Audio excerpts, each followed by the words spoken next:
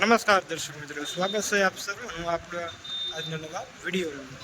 તારીખ 13/3/2025ના રોજ ફરીવાર આ લાઈવ વિડીયો થઈ રહ્યો છે. તો આજે ચાલો ખેડૂત ભાઈઓ આપણે ધાણાના ભાવ વિશે જાણી લઈએ. હરાજી અત્યારે ચાલુ થઈ ગઈ છે. ચાલો આપણે ધાણાના લાઈવ ભાવ જાણીએ.